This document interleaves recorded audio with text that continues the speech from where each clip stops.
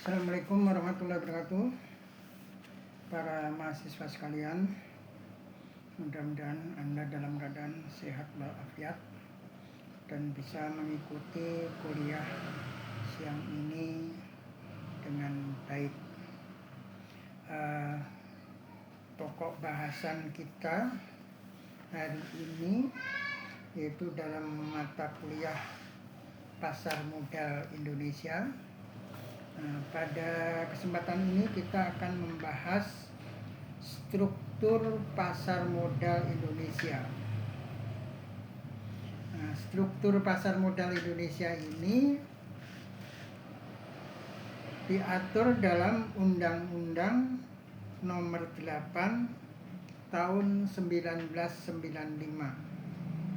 tentang pasar modal. Strukturnya sebagai berikut. Paling atas itu Menteri Keuangan.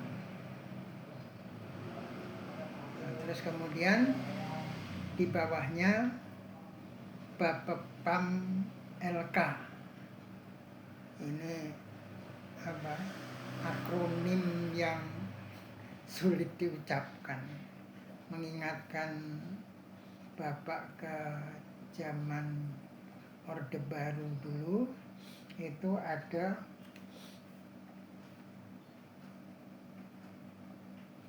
lembaga keamanan pemerintah, itu yang pejabat yang menjadi ketuanya itu namanya siapa itu? Sudomo kalau nggak salah. Ya, Sudomo, yang terkenal keras banget terhadap para demonstran. Itu lembaganya itu Laksus Pangkop Kaptibda. Ini Bapepam LK ini belum seberapa, tapi Bapepam ini karena sulit diucapkan, itu mengingatkan Bapak kepada lembaga Laksus Pangkop Kaptibda. Nah, itu Bapak sering kalau ngobrol itu Bapak plesetkan menjadi Laksus Pangkop Kapkipkup karena sulit diucapkan. Jadi Bapepam LK. Terus kemudian di bawahnya ada Bursa Efek LKP, Lembaga Clearing dan Penjaminan. Kemudian juga ada LPP. Nah, kemudian di bawah Bursa Efek LKP LPP ini ada tiga, yaitu perusahaan efek, kemudian lembaga clearing, dan profesi penunjang.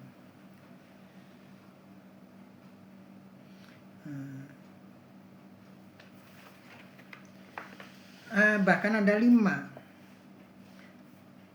Jadi ada 5 di bawah bursa efek itu, yaitu ada perusahaan efek, kemudian ada lembaga penunjang, terus kemudian ada profesi penunjang, ada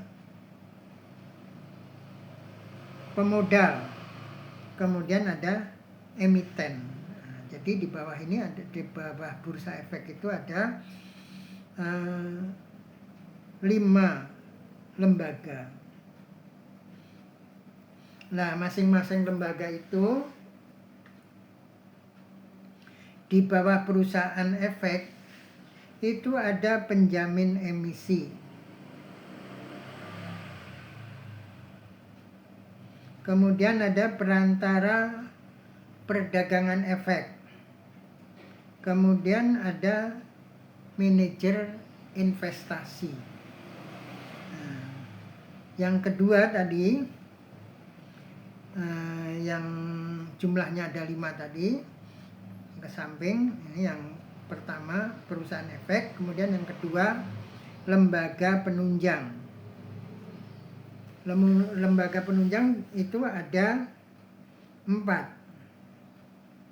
yaitu ada Biro Administrasi Efek, kemudian ada Bank Kustodian, kemudian ada Wali Amanah, ada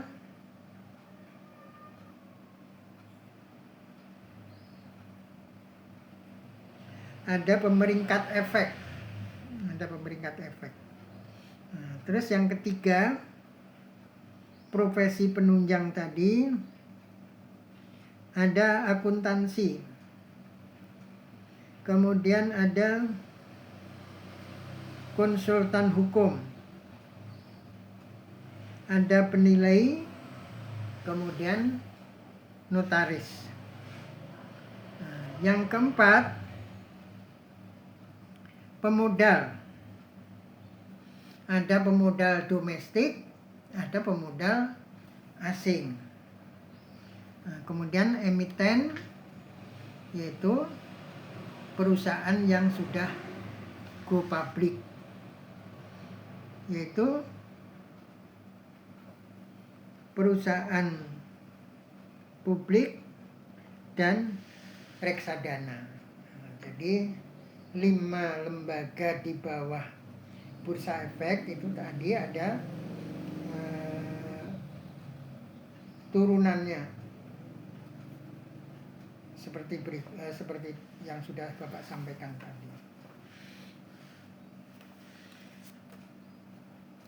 Kemudian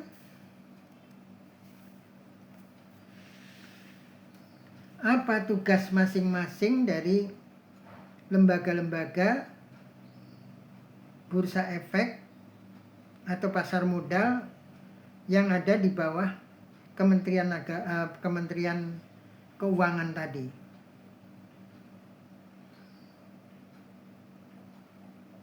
Jadi penjelasannya, Badan Pengawas Pasar Modal atau Bapepam LK, pengawas Badan Pengawas Pasar Modal Lembaga Keuangan, Bapepam LK.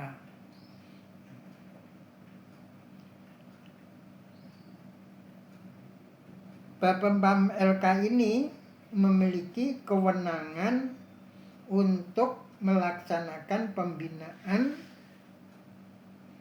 pengaturan, dan pengawasan pasar modal Indonesia.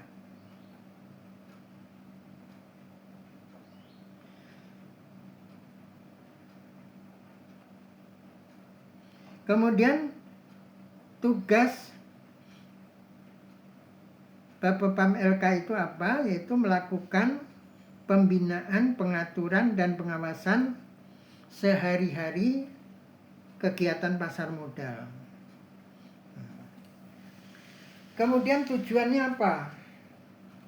Tujuannya mewujudkan terciptanya kegiatan pasar modal yang teratur, yang wajar, dan efisien, serta melindungi kepentingan pemodal dan masyarakat. Nah, teratur, wajar, dan efisien itu apa maksudnya?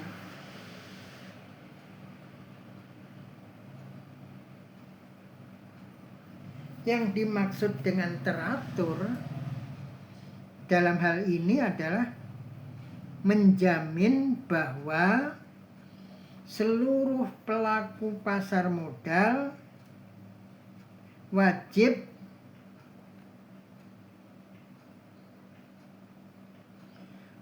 mengikuti ketentuan yang berlaku sesuai dengan bidangnya masing-masing. dan melaksanakannya secara konsisten. Itu yang dimaksud dengan teratur. Kemudian yang dimaksud dengan wajar, ini sekalian mengingatkan Anda bahwa teratur, wajar, kemudian efisien, itu kan konsep. Konsep itu adanya di pikiran. Di pikiran. Nah, itu perlu dijelaskan.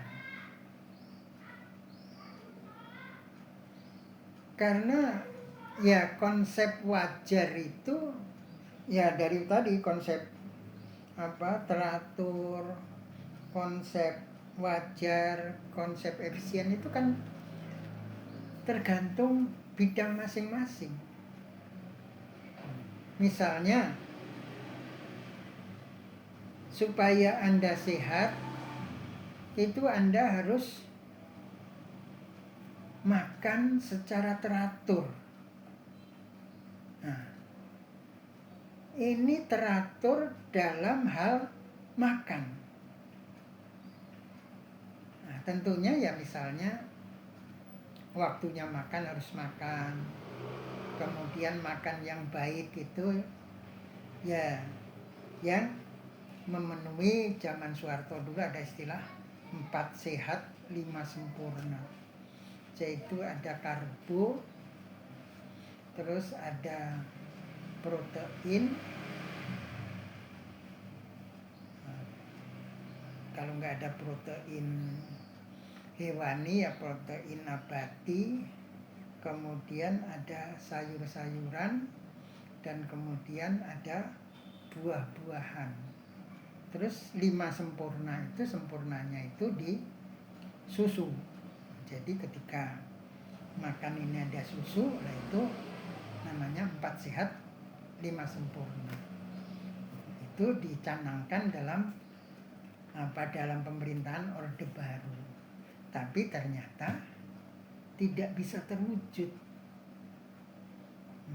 Nah, ini Bapak sekalian mengingatkan Anda, mumpung Anda masih muda, itu kalau Anda ingin melanjutkan belajar terus, karena sebenarnya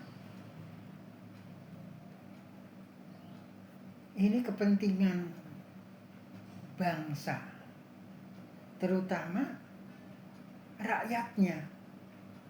Rakyatnya itu harus sadar. Nah, karena kalau kepentingan rejim itu sebenarnya berbeda.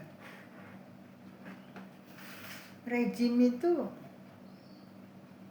kalau rejim yang bagus ya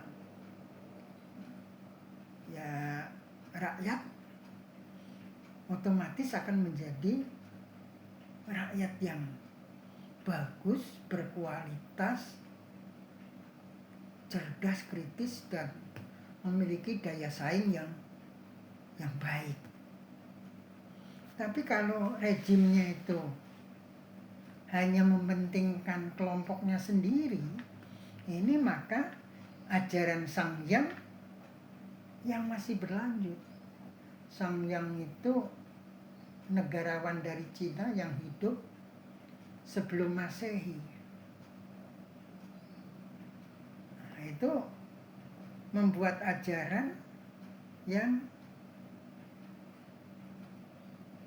demikian jahat ini.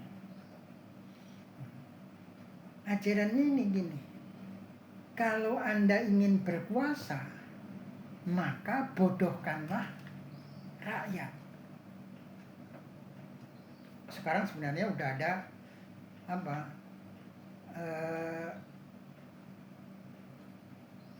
buku-buku tentang bagaimana menguasai rakyat ini. Ya pada intinya masih seperti ajaran Sang Hyang ini, cuma dikemas sedemikian rupa, tapi intinya itu. Jadi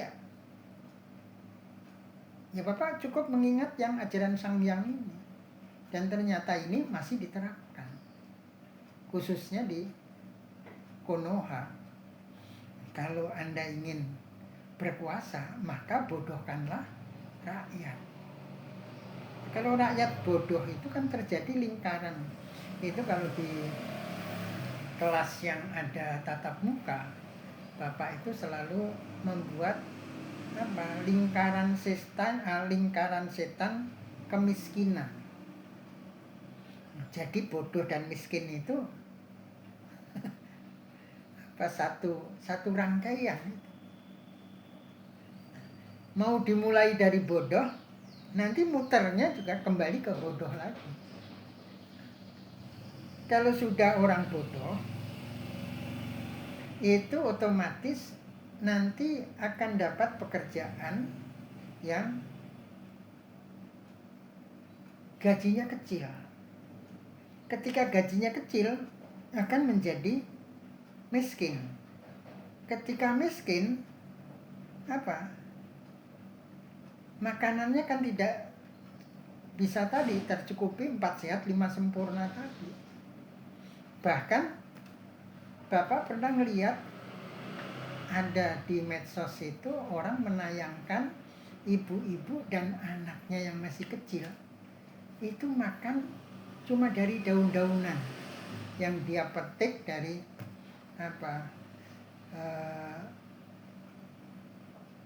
ladang, dan itu nggak tahu apa ladangnya sendiri apa tanah tidak bertuan, dia petikin daun-daunan kemudian direbus dimakan. Nah, seperti itu ya, otomatis ini akan melahirkan generasi yang stunting. Kalau sudah stunting, ini diajarin kayak apa, itu nggak amper, nggak bisa. Karena kapasitas otaknya kecil. IQ-nya ya parah, 78. Setara dengan simpanse yang cerdas. Itu kan menyedihkan. Kalau ada penelitian yang mengatakan rata-rata IQ rakyat Konoha itu sekitar 78, setara dengan simpanse yang cerdas. Itu kan menyedihkan. Nah, setelah Bapak dengar hasil survei tersebut, Bapak perhatikan, kalau sedang duduk di pinggir jalan terus melihat orang jalan menuju tempat kerjaan, atau dia sedang mengerjakan pekerjaan apa, nah, itu kan menyedihkan. Misalnya di depan rumah Bapak itu kalau pagi ada tukang pulung lewat, kemudian ada orang yang buruh nyuci lewat, jadi nyuci ke tempat keluarga-keluarga yang nggak mampu mencuci pakaian sendiri karena misalnya suami istri kerja. Nah, itu ibu-ibu. Nah, itu dapat Bapak bayangkan itu apa yang ada di pikiran mereka yang pekerjaannya rutin seperti itu. Rutin dari rumah jalan ke tempat pekerjaan, terus kemudian setelah selesai kerjaan sorenya pulang. Itu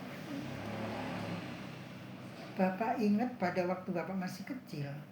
Bapak waktu masih kecil itu di kampung Bapak itu kalau pagi itu burung, terutama gagak, itu terbang dari barat menuju ke timur. Nah, di barat itu rupa-rupanya ada hutan, tempat mereka tidur. Nah, terus kemudian lalu pagi bangun tidur dia terbang ke timur nyari makan, karena di timur ini adalah daerah persawahan, nyari makan apakah dari biji-bijian atau dari binatang-binatang kecil, serangga dan lain sebagainya. Nah, terus kemudian kalau sore hari mereka terbang lagi berbondong-bondong ke timur.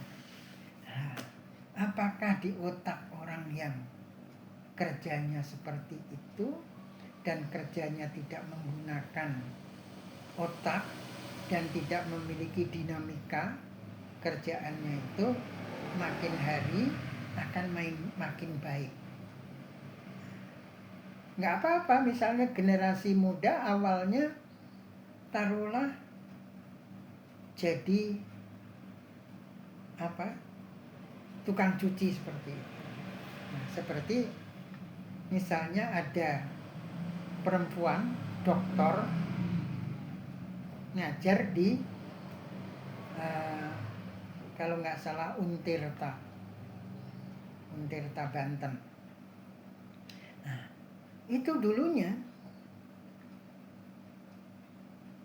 kalau nggak salah sudah sarjana, kemudian dia ingin kuliah lagi tapi tidak punya uang, tidak punya modal. Kemudian dia jadi TKI di Arab Saudi. Ketika jadi TKI di Arab Saudi, itu majikannya kebetulan membelikan laptop untuk anaknya. Terus anaknya nggak bisa mengoperasionalkan laptop itu. Terus dia menawarkan diri, boleh saya ajari kamu menggunakan laptop? Nah, anaknya kan lapor orang tuanya. Di satu sisi orang tuanya ya antara percaya dan nggak percaya. Karena bagaimana seorang pembantu tukang cuci, tukang masak bisa kena laptop? Dia mengatakan, saya bisa. Terus akhirnya karena ini barang berharga, terus majikannya ya sekalian bargaining, kalau kamu benar-benar ngerti laptop dan bisa mengajarin anak saya, gaji kamu akan saya naikkan. Tapi resikonya kalau nanti ternyata kamu nggak bisa dan laptop ini rusak, maka kamu tidak akan digaji sampai itu cukup untuk membeli laptop baru penggantinya. Diokein sama sang pembantu, deal. Akhirnya sang pembantu ternyata bisa ngajarin anak majikannya menggunakan laptop. Sampai akhirnya anaknya bisa. Nah, majikannya kan senang, digaji lebih. Bukan sekedar pembantu, tapi juga guru private anaknya. Sehingga akhirnya dia dapat gaji besar, terus pulang ke Indonesia, melanjutkan S2, dan kemudian bahkan bisa melanjutkan S3. Nah, ini nggak apa-apa meskipun awalnya jadi pembantu, tapi asal dia punya program. Jadi meskipun kerjaannya sebagai pembantu itu nggak menggunakan, boleh dikata tidak menggunakan otak, atau kecil sekali penggunaan otaknya, itu kecil sekali, tapi bisa meningkatkan jati diri itu. Dari pembantu ningkat jadi guru private, terus kemudian ningkat lagi, balik kuliah lagi, ngajar, terus jadi dosen, terus kemudian ningkat lagi jadi S3, nah, jadi doktor. Nah, ini kan meningkat. Nah, jadi Anda nggak apa-apa sekarang misalnya kerja sebagai karyawan. Nah, tapi Bapak sangat berharap pada mahasiswa Bapak sekarang jadi karyawan, terus bisa saving atau apa untuk meningkatkan kualitas diri. Nah, ini antara lain misalnya Anda bisa menabung untuk sekedar bisa berangkat ke negara lain. Lah kalau Anda berani berangkat ke India, nah itu tinggal mikirkan ongkos pesawat aja ke India itu berapa. Sampai di India Anda masuk kuliah di universitas di Uttar Pradesh. Nah, kuliah di sana itu ternyata murah, nggak seperti di negara kita. Negara kita kan sekarang netizen sudah nuntut kuliah gratis supaya rakyat ini meningkat kualitasnya. Gratis dari SD sampai perguruan tinggi. India itu meskipun nggak gratis, bayarnya murah. Kalau Anda bandingkan dengan Indonesia itu jauh. Indonesia S1 berapa sekarang? Anda kalkulasi sendiri. Semakin besar nama perguruan tingginya, maka semakin besar pula biaya kuliahnya. Nah, tapi di India ini menarik. S1 ya rada mahal lah. Ya tapi sebenarnya nggak mahal-mahal amat. Kemudian, jadi kalau nggak salah informasi yang pernah Bapak terima, S1 itu sekitar 15 juta sampai selesai. Kemudian S2 10 juta. S3 6 juta. Kan beda sama di Indonesia. S1 berapa udah mahal. Kemudian S2 berapa lebih mahal lagi. S3 udah ratusan juta. Banyak teman-teman Bapak, ya termasuk Bapak juga, itu mau kuliah S3 itu mikir 2 kali. Karena biayanya sekitar 100 juta. Nah, ini kan menghalangi rakyat untuk jadi semakin pintar. Daya saingnya semakin tinggi. Kemarin Bapak dapat di medsos itu, alumni Teheran perempuan diwawancarai dalam podcast tertentu, diwawancarai. Nah, kemudian apa yang menarik? Nah, inilah Iran ini bernegara secara serius. Contohnya apa? Itu yang bawa yang menjadi juru bicara perang yang masih muda itu. Syaratnya itu apa? 4 bahasa. Bahasa Inggris, bahasa Arab, bahasa Persia tentu. Terus jadi 4 bahasa itu. Jerman apa-apa. Jadi 4 bahasa. Menjadi juru bicara perang.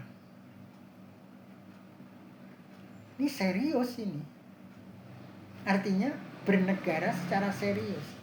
Lah Konoha itu bernegara secara serius apa canda ini?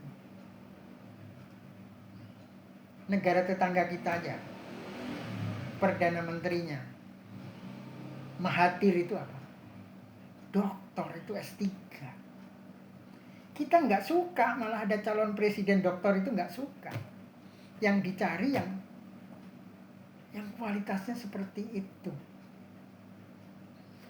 Wakilnya apalagi. Terus kemudian menteri-menterinya apalagi. Anggota DPR-nya apa? Cuma lulusan SMA paket C. Tapi beda loh paket C yang serius dengan yang nggak serius. Paket C karena apa? Miskin barangkali, nggak mampu sekolah secara formal. Tapi wakil BEM UGM itu nggak tahu benar atau enggak sebenarnya, kan dia diisukan cuma SMA-nya paket C, tapi kan dia cerdas, nggak tanggung-tanggung dia ngambil lawan itu presiden. Jadi inilah bedanya bernegara secara serius dengan bernegara cuma joget-joget jaipongan. Nah, Bapak mengharapkan Anda sekarang tidak apa-apa, Anda menjadi karyawan, terus meningkat.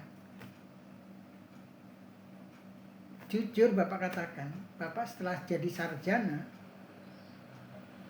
karena Bapak yatim dari nggak punya ibu dari kecil, nggak pernah lihat wajah ibu. Kemudian ketika SMA kelas 2 Bapak meninggal, tapi Bapak punya keinginan terus belajar. Nah, kemudian setelah jadi sarjana ada selisih pendapat dengan keluarga. Disuruhnya Bapak udah di rumah aja ngajar sambil nggarap sawah. Ya memang hitung-hitungan kalkulasi material ini cepat mapan. Nah, tinggal bagi aja kan. Sawah untuk makan, terus kerja ngajar untuk nabung, untuk saving. Nah, kan kalkulasi materialnya itu cepet kaya. Tapi Bapak nggak mau yang seperti itu. Nah, tapi Bapak punya prinsip menentang keluarga. Kita harus punya gengsi, keluar dari rumah. Ya, yang penting Bapak bisa hidup dulu, jadi pelayan toko. Kalau tokonya toko pakaian masih bisa tampil keren. Ini tokonya obat-obatan pertanian, pupuk dan obat-obatan pertanian, kan nggak keren. Karena apa? Yang ngangkatin karung isi pupuk, jualin obat-obatan pertanian, nggak bisa tampil keren. Nah, tapi ini bukan tujuan akhir. Ini hanya batu loncatan. Jadi sebagai batu loncatan itu nggak apa-apa. Anda kerja apapun asal halal, tapi punya prinsip ini sekedar batu loncatan untuk lompat. Ya ternyata setelah jadi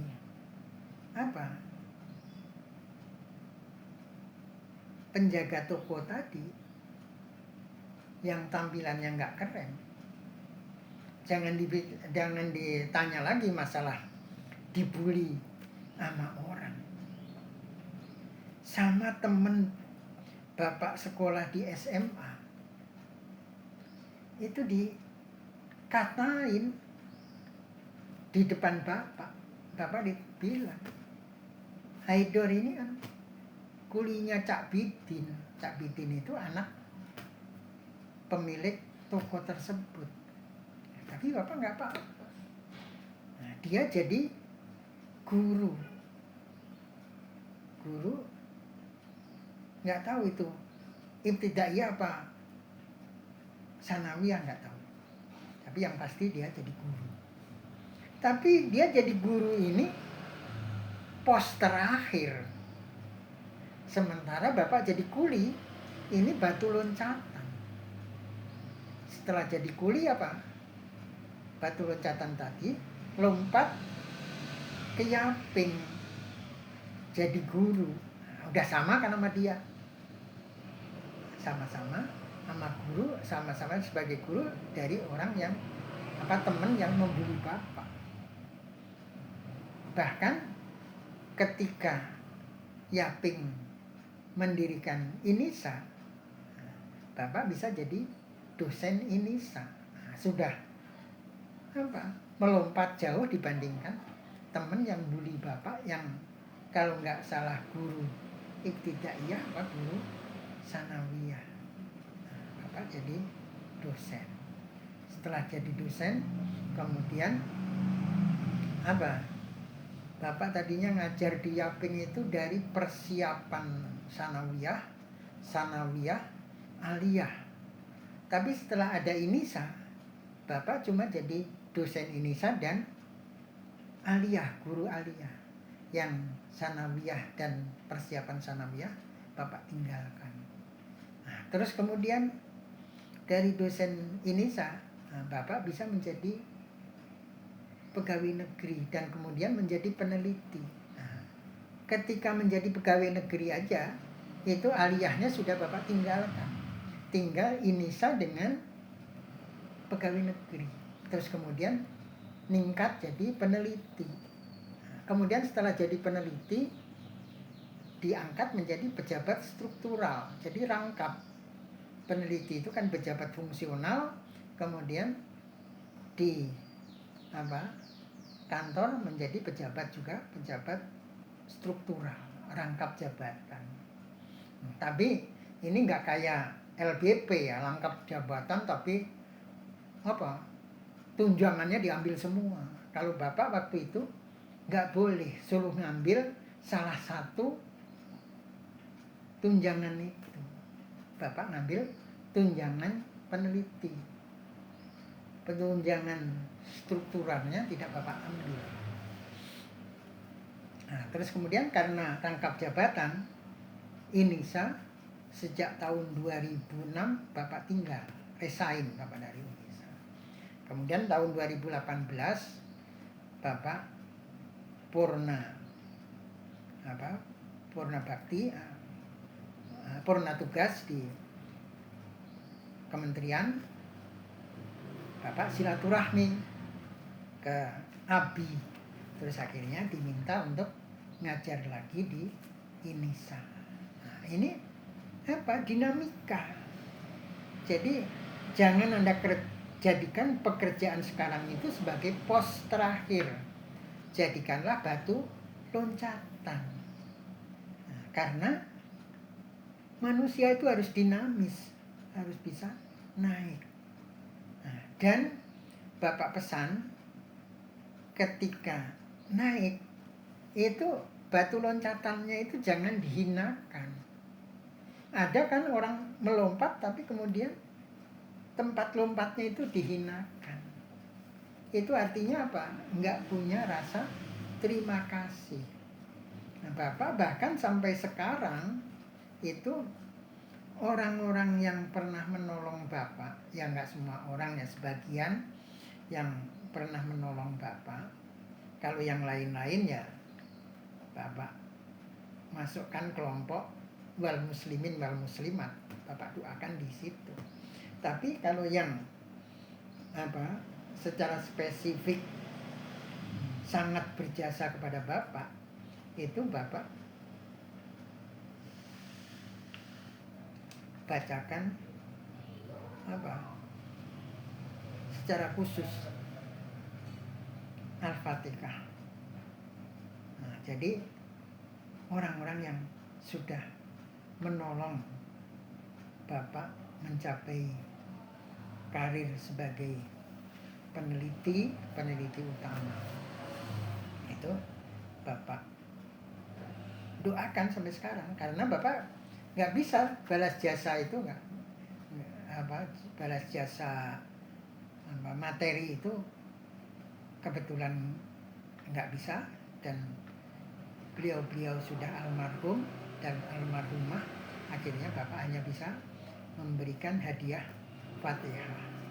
Nah, jadi jangan sampai batu lompatan Anda itu Anda hinakan. Jadi itu dinamika. Jangan sampai tempat kerja Anda sekarang sebagai pos terakhir, tapi jadikanlah ini batu loncatan. Nah, itu tadi kalau Anda menginginkan terus meningkatkan itu, kalau ada minat kuliah ya yang lebih gampang, yang pernah Bapak kunjungi ke sana itu ke India, ke Uttar Pradesh. Kampusnya besar sekali, megah sekali, karena kampus ini didirikan pada zaman penjajahan Inggris. Jadi Sir Ahmad Khan itu waktu itu para pejuang itu berupaya berontak dari Inggris, tapi Sir Ahmad Khan mengatakan jangan kita lawan Inggris, karena kalaupun kita lawan Inggris, Perancis, Itali, Jerman itu sudah nunggu di laut.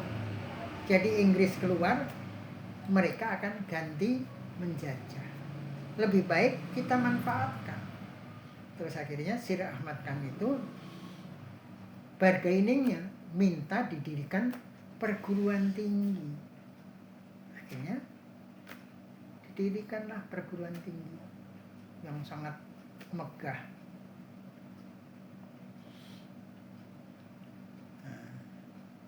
Dan itu tadi biaya kuliahnya murah.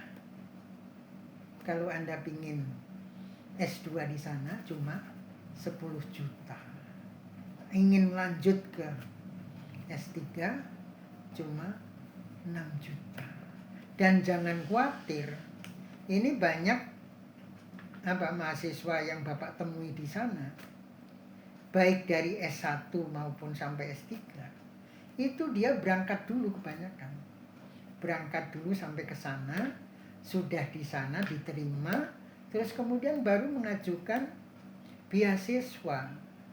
Kalau mengajukan dari sini, itu banyak yang nggak percaya.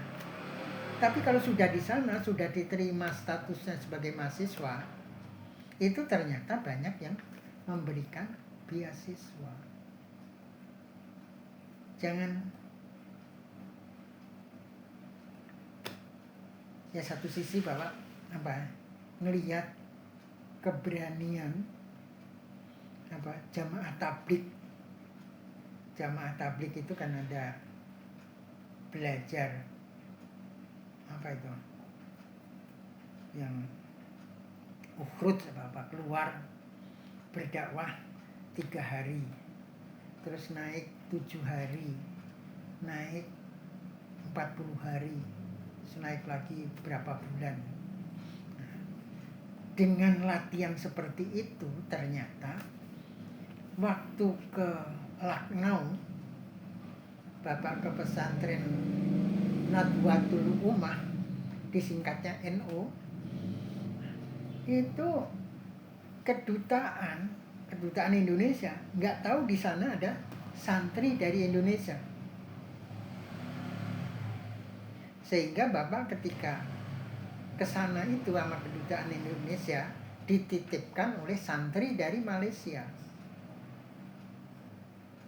Jadi kedutaan itu menghubungi santri dari Malaysia supaya menerima Bapak sebelum Bapak ngadep ke pengurus pesantren itu. Jadi yang menerima pertama itu santri dulu, yaitu santri dari Malaysia. Nah, ternyata santri dari Malaysia ini ketika menjemput Bapak ke bandara, dia bawa santri dari Indonesia, dari Temboro, Magetan. Santri jamaah tabligh. Jadi dia jalan sendiri kecil anaknya, kecil, tapi karena biasa latihan itu dia bisa masuk India tanpa pengetahuan kedutaan Indonesia, sampai akhirnya di pesantren di Nadwatul Ummah di Lucknow. Terlepas dengan ideologinya Bapak,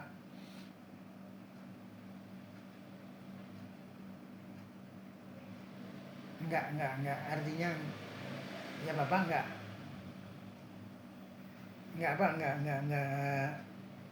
enggak tertarik dengan ideologi keagamaannya, meskipun Bapak pernah penelitian jamaah tabligh ini di Perak Barat di Surabaya.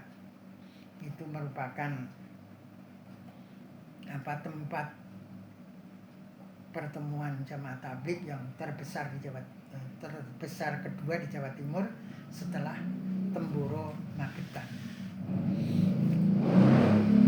Tapi di sisi lain Bapak, dengan kebiasaan mereka ukhruj dari 3 hari menjadi 7 hari, 40 hari dan seterusnya berbulan-bulan, itu melatih si ini, santri ini bisa berani jalan kemana-mana. Termasuk di Sydney kalau nggak salah, mereka sampai berhasil mendirikan masjid besar di Sydney. Itu dari lembaga jamaah tabligh. Nah, jadi lanjut tadi yang kita bicarakan, yaitu yang pertama teratur, yang kedua wajar. Wajar ini pengertiannya apa? Yaitu seluruh pelaku pasar modal melakukan kegiatannya dengan memperhatikan standar dan etika yang berlaku di dunia bisnis, serta mengutamakan kepentingan masyarakat banyak. Jadi definisi wajarnya atau definisi operasional dari konsep wajar itu seperti itu. Kemudian konsep ketiganya sebagai tujuan tadi, tujuan Bapepam LK, yaitu efisien. Efisien yaitu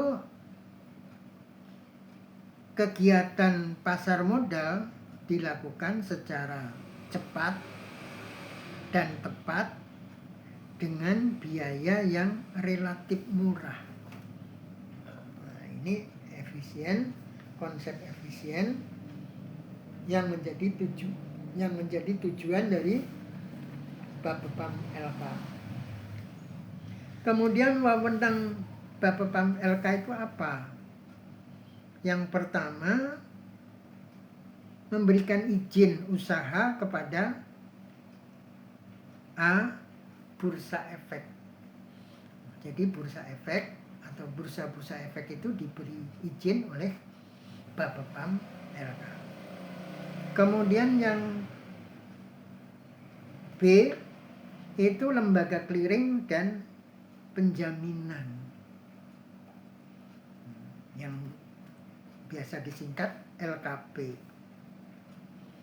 Yang C-nya lembaga penyimpanan dan penyelesaian, yaitu disingkat dengan LPP. Berikutnya reksadana, terus perusahaan efek, kemudian F penasihat investasi, G-nya biro administrasi efek. Terus wewenang kedua itu memberikan izin orang perseorangan bagi A, wakil penjamin emisi efek.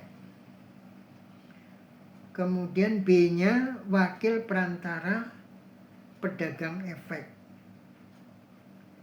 C-nya wakil manajer investasi. D-nya wakil agen penjualan reksadana. Nah, kemudian yang ketiga, memberikan persetujuan bagi bank kustodian. Yang keempat, mewajibkan pendaftaran kepada profesi penjamin pasar modal. Nah, profesi penjamin pasar modal itu apa? Yaitu A, notaris, B, konsultan hukum, C, penilai, D, akuntansi, E, wali amanah. Nah, kemudian wewenang kelima itu menetapkan persyaratan dan tata cara pendaftaran serta menyatakan, menunda, atau membatalkan